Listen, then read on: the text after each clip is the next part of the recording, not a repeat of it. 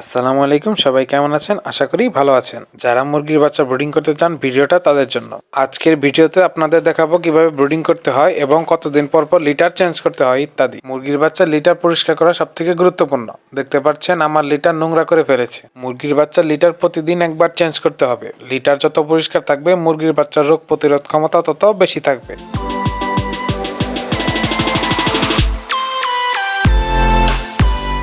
Litre পরিষ্কার করে নেওয়ার পরে মুরগির বাচ্চাগুলো ঠিকভাবে খাবার খাবে এবং রোগ নিয়ন্ত্রণ করতে পারবে। এখন আসা যাক আসল কথায়। ব্রুডিং করার সময় তাপমাত্রা খেয়াল রাখতে হবে। প্রথম 5 দিন তাপমাত্রা বেশি রাখতে হবে। পানির সাথে লাইসোবিট এবং শেফা ওয়ান খাওয়াতে হবে। শেফা ওয়ান বাচ্চাগুলোর জন্য বেশি গুরুত্বপূর্ণ।